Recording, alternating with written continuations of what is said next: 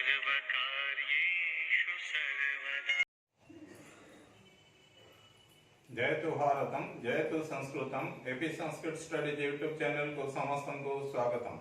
श्रद्धेय छात्र छात्री माने आज आम मैंने आउ एक नूतन अध्याय अवतीर्ण होइछे। आज आम मैंने युक्त 2 एमएल संस्कृत द्वितीय वर्षर पद्य भागस्थ दशावतार स्तुतिर श्लोक नंबर 9 आलोचना करिवा। जहाँ तुम मान गोचरार्थे एठारे उल्लिखित अछि। प्रथमे आलोचना करिवार अव्यवहित पूर्वरु पठन करिनवा। निंदसि यज्ञ विधेरः श्रुति जातम सदय हृदय दर्शित पशु घातम केशव धृत बुद्ध शरीर जय जगदीश हरे।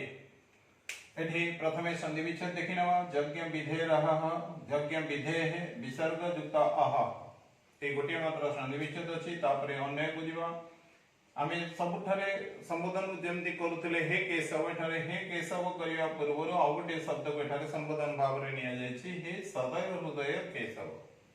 तले हे सदय हृदय केशव त्वम तुमे यज्ञ विधेः दर्शित पशुघातम श्रुतिजातम अहह निंदसि हे धृत बुद्ध शरीर जगदीश हरे त्वं जय वा तव जय भवतु। प्रथमे देखिबा हे केशव सदय हृदय केशव को जाउछि। दयया सह वर्तमानं सदयं सार्थ बहुव्रीहि समास।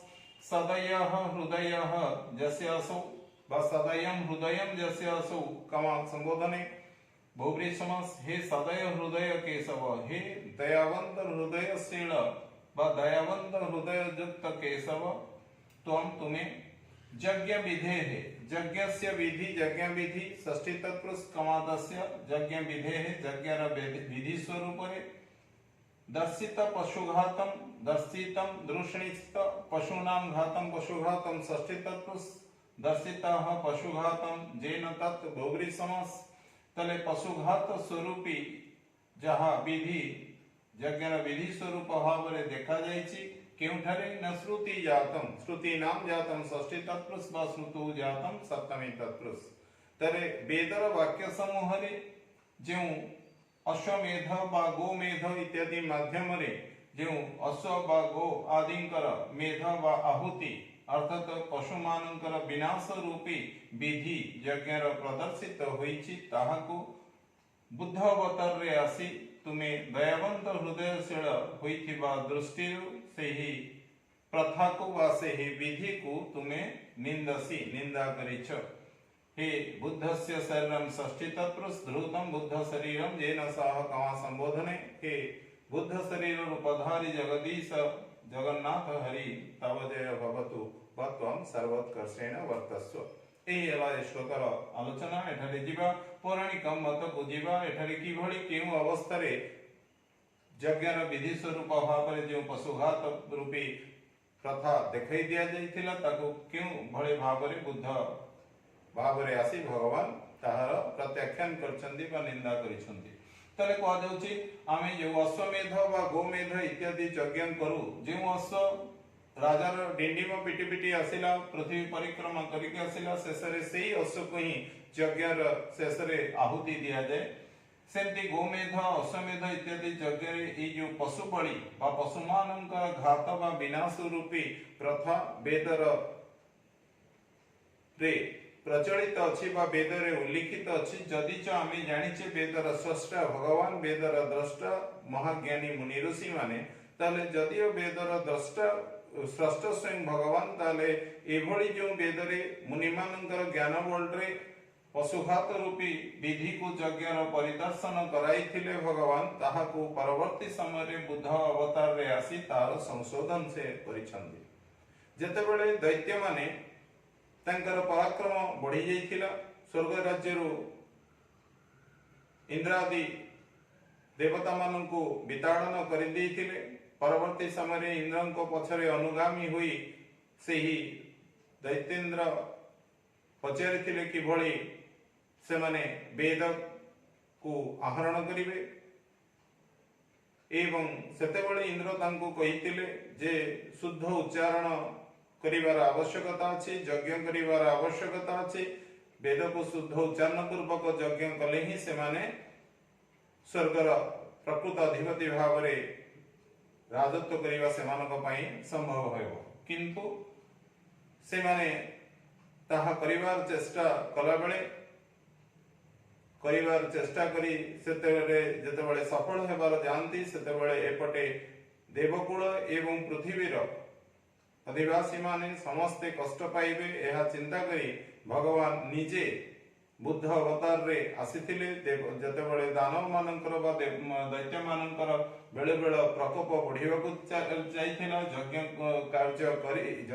କାର୍ଯ୍ୟ କରି ସେମାନଙ୍କର ଦୌରାତ୍ମ୍ୟକୁ ସେମାନେ ପ୍ରଦର୍ଶନ କରିବାକୁ ଚାହୁଁଥିଲେ ଏବଂ ବେଦକୁ ନିଜର ଅଧିକାରଭୁକ୍ତ କରିବାକୁ ଚାହୁଁଥିଲେ, ସେତେବେଳେ ଭଗବାନ ନିଜ ସେହି ଦୈତ୍ୟମାନଙ୍କ ଦ୍ୱାରା ବେଦର ଶୁଦ୍ଧ ଉଚ୍ଚାରଣ ନ କରାଇବା ଉଦ୍ଦେଶ୍ୟରେ ବେଦକୁ ଭ୍ରଷ୍ଟତାରୁ ବେଦକୁ ରକ୍ଷା କରିବା ଉଦ୍ଦେଶ୍ୟରେ, ପୃଥିବୀ ଲୋକକୁ ଦେବଲୋକକୁ ରକ୍ଷା କରିବା ଉଦ୍ଦେଶ୍ୟରେ ନିଜେ ବୁଦ୍ଧ ଅବତାର ଭାବରେ ଜନ୍ମଗ୍ରହଣ କରିଥିଲେ। ଆମର କୁହାଯାଉଛି ଯେ ଗୟା ସମୀପସ୍ଥ କିକଟ ଦେଶରେ ସେ ଜନ୍ମଲାଭ କରିଥିଲେ, କିନ୍ତୁ ଇତିହାସରେ କୁହାଯାଉଛି ସୁଧୋଦନ ଭାବରେ ସେ କପିଳବାସ୍ତୁ ନଗରରେ ରାଜା ଯେ ସୁଧୋଦନ ଜନ୍ମଗ୍ରହଣ କରିଥିଲେ, ତାଙ୍କର ଔରସରୁ ହିଁ ଗୌତମ ରୂପରେ ଜନ୍ମଲାଭ କରିଥିଲେ ପୁତ୍ର ଭାବରେ, ଏବଂ ପରବର୍ତ୍ତୀ ସମୟରେ ସେ ହିଁ ବୁଦ୍ଧତ୍ୱ ପ୍ରାପ୍ତ ହୋଇ ବୁଦ୍ଧ ଭାବରେ ଜନ୍ମଗ୍ରହଣ କରି ଦୟାପୂର୍ବକ ଜୀବ ଦୟା, ଯାହା ତାଙ୍କର ପ୍ରଥମ ମୋଟ ଥିଲା ଯେ ଜୀବମାନଙ୍କ ପ୍ରତି ଦୟା ପ୍ରଦର୍ଶନ କରିବା, ତାହା ବିଷୟରେ ସେ ଦୈତ୍ୟମାନଙ୍କୁ ବୁଝାଇଥିଲେ।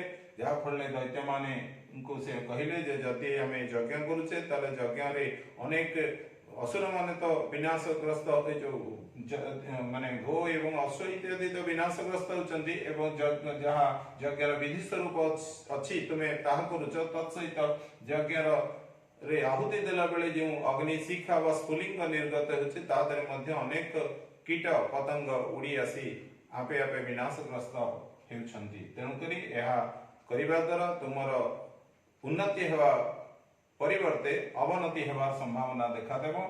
ଏଭଳି ଦୈତ୍ୟମାନଙ୍କୁ ବୁଝାଇବା ଫଳରେ ଦୈତ୍ୟମାନେ ଯଜ୍ଞ ବିମୁଖ ହୋଇଥିଲେ, ଏବଂ ଯଜ୍ଞ ବିମୁଖ ହେଲା ଫଳରେ ସେମାନେ ଧୀରେ ଧୀରେ ପୁନର୍ବାର ନିଷ୍ପ୍ରଭ ହୋଇଥିଲେ, ବଳହୀନ ହୋଇଯାଇଥିଲେ, ଶକ୍ତିହୀନ ହୋଇଯାଇଥିଲେ, ଏବଂ ଯାହା ହିଁ ଏକ ଖୋରାକ ଯୋଗାଇଥିଲା ଇନ୍ଦ୍ରଙ୍କୁ ପୁନର୍ବାର ଦୈତ୍ୟମାନଙ୍କୁ ବିନାଶ କରି ସ୍ୱର୍ଗ ରାଜ୍ୟକୁ ଫେରି ପାଇବା। ଏଇଭଳି ଭାବରେ ପୁନର୍ବାର ଧର୍ମର ସଂସ୍ଥାପନା ହୋଇଥିଲା, ଦେବଲୋକ ରକ୍ଷିତ ହୋଇଥିଲା ଦୈତ୍ୟମାନଙ୍କ ବେଳୁ, ଏବଂ ପୃଥିବୀ ଲୋକ ମଧ୍ୟ ରକ୍ଷିତ ହୋଇଥିଲା ବୁଦ୍ଧ ଅବତାର ରୂପୀ ଭଗବାନଙ୍କ ଦ୍ୱାରା, ଜଗଦୀଶଙ୍କ ଦ୍ୱାରା।